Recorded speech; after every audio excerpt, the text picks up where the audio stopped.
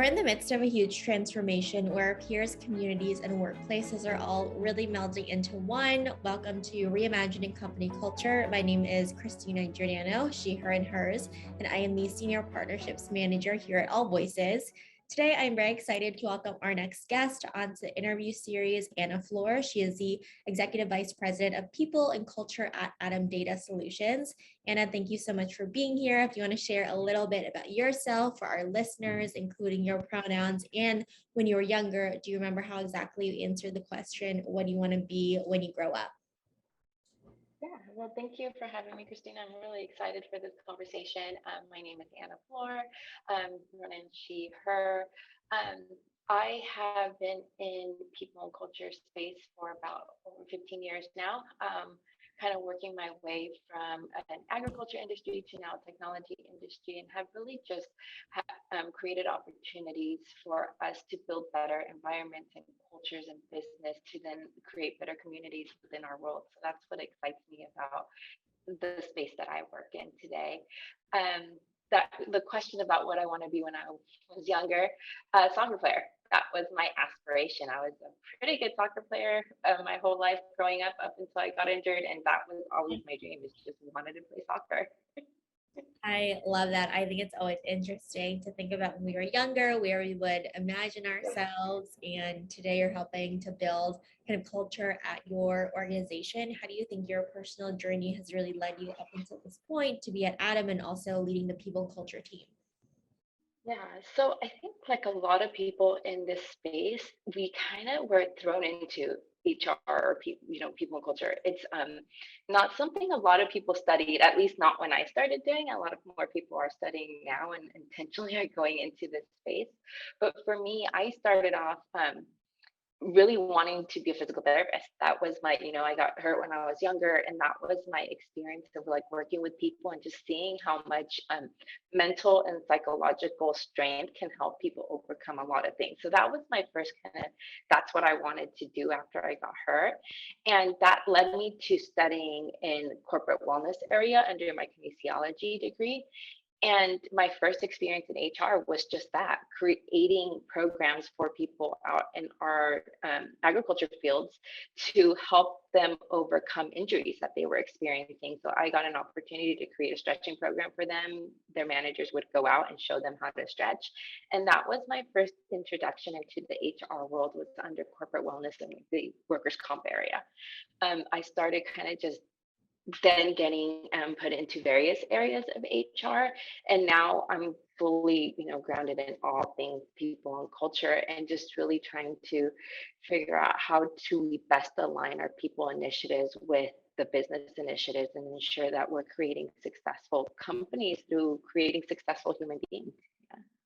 Absolutely. I think the people culture and the talent function of an organization is one of the most strategic business partners as well, because you're fostering the talent, the employees and the team who are working with customers, internal folks, and really talking about their experience. I also appreciate how you mentioned kind of corporate wellness and really making sure that you're taking care of the full person, both mentally and physically. And I think that goes to our conversation today around company culture. How are you thinking about measuring company culture from both a qualitative and quantitative standpoint?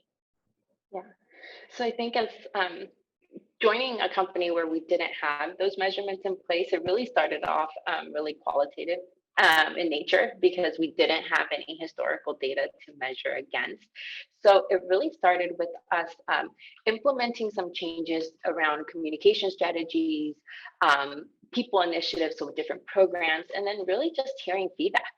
What are we hearing from employees? And just the fact that we're hearing feedback was a good thing, right? Before it was, we'd only go talk to HR because we needed something was going wrong, or I needed something fixed in my benefits or payroll. And now it's, let's go talk to the people and culture team when something's working. Let's go talk to them when maybe something isn't working and they're going to hear us out. And it's not even just our team. It's, let me go talk to our managers. Let me go talk to another executive lead about what I'm not super excited about or what I am super excited about. So that's the qualitative is just anecdotal. We're hearing that information more than we ever have been, which is really a measure of how we've created just spaces for people, psychological safety, and just created the right programs where people feel that we do really value what they have to say and are making an effort to treat them, create positive experience for them as people. Quantitatively, we're really, that's an area that we're still maturing. We started by ensuring we had the proper data, such as engagement surveys, pulse surveys, and just started creating that habit of measuring those things. And now we're kind of working our way to how do we then evaluate where we are as a company when it comes to pulse surveys. So we do weekly pulse measurements to see just how people are feeling. We do at least annually engagement surveys to figure out, what is our ENPS score and how are we doing there comparing year over year. So that's, those are the first two data sets that we started working with and trying to mature from there. Yeah. Yeah, I think that's definitely a holistic perspective, and actively listening to team members as well is so important, really building that foundation of trust and psychological safety, and then demonstrating that you heard what they said as well. We know that culture is, for an organization and a work, is not one person's responsibility either, or a department. Really, everybody has that ownership mentality. What do you think your kind of unique role is as the leader of the people culture team to create a positive experience for folks at the company? Yeah. I always tell people that, my role here is to figure out how I best can help guide the various roles within the organization at every level. So for me, that meant early on me joining and really building solid relationships with our managers. So our first line managers who really are setting the tone and the stage of what people are experiencing day in and day out. People don't work with me every day. They work with those managers every day. So it's how do I build that relationship and trust with them so that they can see that my goal is to make them successful people leaders in their particular function. And then that creates trust among their employees and then across the organization. So I think that trust building was really important early on. And that's what really, I think, has made a pretty big difference for us is we've spent a lot of time focusing over the last years, really developing those managers and building them into really solid people leaders and understanding the importance that is for creating a positive culture and a positive work environment for everybody that walks through our doors.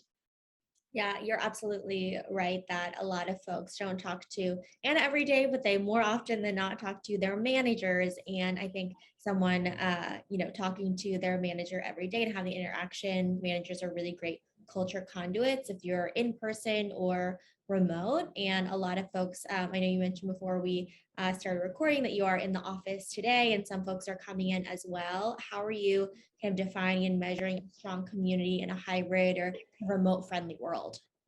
Yeah, that's been a little bit tougher, I'll be honest. It's very different. We went from an environment and a group that was very much in the office, and that's how we built our connections in our community, right? It was in this office space. Going remote really, we did it well, and we kept really good engagement and production. But I think one of the areas that we dipped a bit is connection. How were we're still trying to figure out ways to continue to keep people connected, and I think that really just is going to take a lot of intention where things when we were on site kind of organically will happen. Those connections organically happen because people got to see each other in person. We are really making an effort to create those intentional spaces for people to be able to connect. And that's really has been the shift for us in this hybrid environment is what can we do to create some programs and initiatives so that new hires and different team members can work together, and do so in a way that's not just work related, so that people can feel connected and belong and feel like they belong to the company in this new hybrid environment. Yeah, building that kind of trust and kind of meaningful connection, that sense of community. It's one thing to say this is our goal, but how do we intentionally do that through actions and really thinking about it from a strategic lens as well? And I think that relates to kind of receiving that feedback that you were talking about earlier, people feeling comfortable to give positive, negative, anything in between feedback. Some organizations say they have an open door policy. However, we know that even some folks who have the best environment don't feel comfortable speaking up for whatever reason, maybe past experiences as well. And one survey found that 70% of folks don't feel comfortable raising an issue to their boss, even if it was really important. what are some methods you are using to really build trust within your organization as a leader, and for the people team too, to not only get negative feedback, but positive feedback, anything in between? Yeah, so one of the things, and I think this is an area that a lot of companies struggle with, and there's no perfect answer.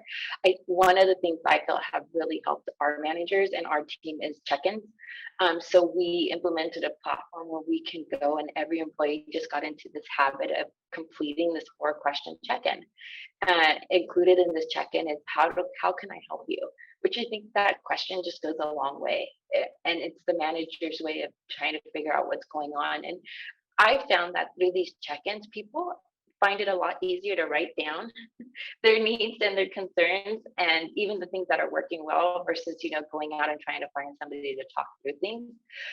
So that has really helped us just keep open communication between our managers and employees, is these weekly check-ins that everybody's just built this habit of doing. Um, One of the things that we're pushing for and really trying to get our managers to do, and they've been doing a really good job, is follow up. What are we looking for, and when should we then do a follow up in person, one-on-one, whether it's virtual or in person? Is when do we then ping that employee and say, hey, you wrote this, what's going on? Can I help further, or is there anything else you'd like to discuss? And our managers, again, have done a really good job of following through, which is really important. I think that's one of the areas where we tend to drop the ball sometimes, is follow through. It's great to ask questions and say you have an open door policy, but if you don't do anything about it or get back to people, I think that's where the trust starts diminishing. So follow through, I think, has been an area that we're being more intentional on, and ensuring that we're doing the best we can to follow through and working with our managers to do the same. So those check-ins have been, I think, a huge improvement to our open communication.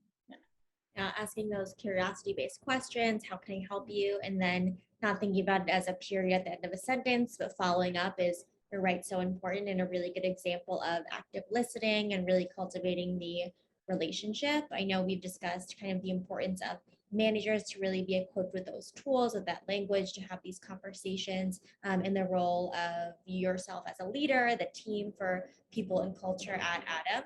In your experience, are there any other kind of key ingredients to ensure that everyone feels that they can do their best work and feel like they are included at the organization from day one? Yeah. So I think a strong onboarding process, I think, is important for our company. That's something, again, that continues to be a work of progress, and I think feedback is important in that space too. So talking to new hires and saying, what worked, what didn't. I think one of the things that early on we do with people who join our company is just have regular communication. I think we underplay the importance of touch points, and making sure they happen consistently, especially when someone is joining an organization. I think, there's nerves, there's anxiousness, there's excitement, there's a lot of feelings going on during that time. And just knowing that you have somebody that you can count on, and reach out to if you need anything, is so important. So we try to ensure that from the day we extend an offer, we have regular communication with this candidate and then new hire, and that someone on our team is kind of their go-to, almost like a buddy. Like, hey, you have a buddy who's here. How can this person help you over the next 60, 90 days? Um, and then hopefully by then they've kind of got some footing in, and they've built some relationships with other people in our organization. But I think that I'll call it buddy system has really helped our new hires as they join the organization, and that they know someone on our team is going to be around should they need anything. Yeah, that personalized onboarding experience, those critical touch points in the first 30, 60, 90 days of someone joining the team. Is there anything that you kind of received from, whether it's onboarding feedback or feedback in general from the pulse surveys you talked about, that really informed or inspired a change of a policy, strategy, or initiative recently? Yeah. So one of them is just I got some feedback on our team and how our team is doing. And I think with everything going on in the last year, our team got really bombarded with just logistical work that we had to do in kind of heads down space. And we got some feedback about how, our team seemed a little disconnected. So, our team, made a very intentional effort to say, hey, what things are we focusing on that maybe we shouldn't be paying as much attention to, because people are feeling a disconnect from our team. And that one, I think, they see the value in having our team be very connected to the day to day that's going on. So for them to call that out, I think was very important. So I reached out to a couple of our managers and I said, what can we do? What's going on? And talk to our team about some adjustments that we can make, from how we organize ourselves, implementing new technology in our space to kind of free up our time to do what we do really well, and that's help our managers and employees build connection. So sometimes we just need that reminder. Yeah, absolutely. The reminder, and then also the opportunity to be kind of creative in the way that we feel connected as a team too, and test things out as well once we hear that feedback. Yeah. I know over the past few years, a lot of folks have been really thinking critically about intentionality and creating those moments of connection. And business as usual has been out the door, and nobody could have predicted a global pandemic. So, testing new strategies, is there something you tested that you were really surprised by the impact of? Yeah, I think our check-ins that I mentioned earlier was just, we rolled that out early in 2020, I think it was. And it made such a huge difference, in the communication within our managers, between us and our managers and the employees. So that has been really great.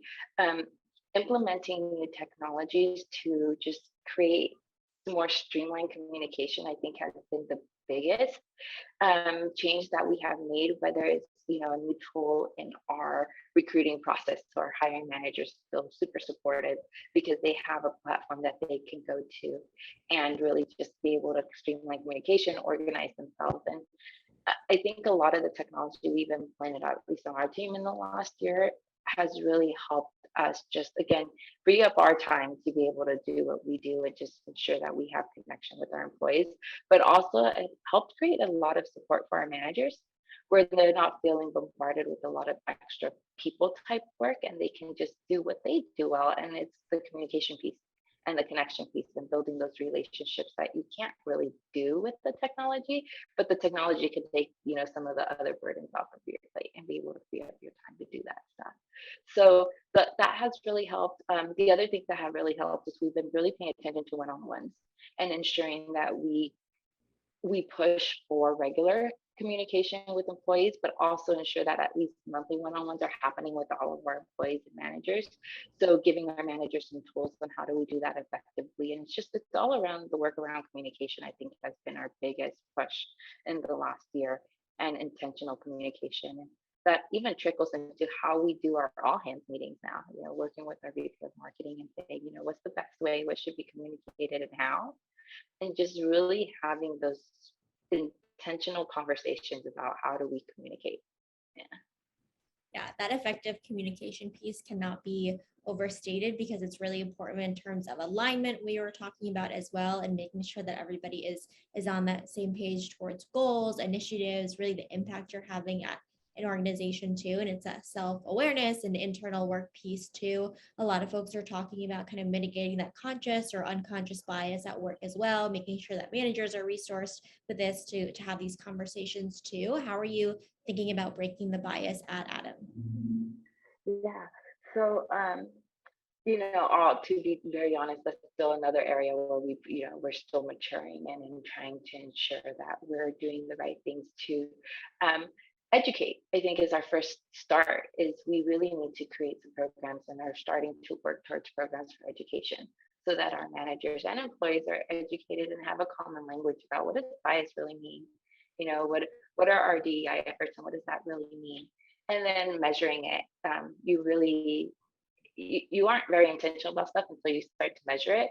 So we're working towards ways on how do we start reporting on some of our DEI efforts, and what does that look like in all of our spaces, from compensation to recruiting, and starting to build that out so we can have some really direct conversations about where we stand and where we want to be. Yeah, I think that definitely makes sense, and understanding where we are today and where we want to be, what resources are needed. And again, that common language is so important.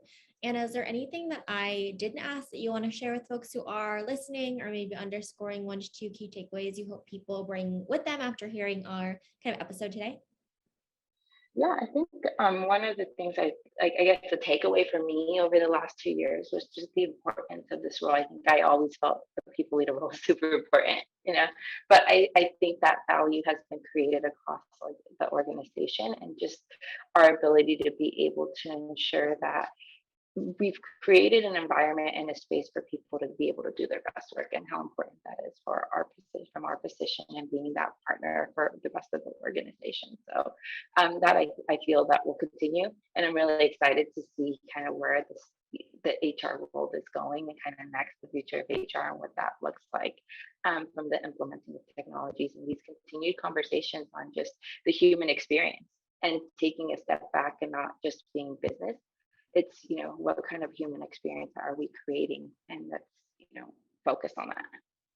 Yeah, absolutely. I was just talking to someone earlier today about kind of the misconceptions around HR and the evolution of people teams, people and culture teams, people operations, and the role they play to really creating a positive employee experience. So a lot of exciting things that are happening. And thank you so much for being on Reimagining Company Culture this afternoon.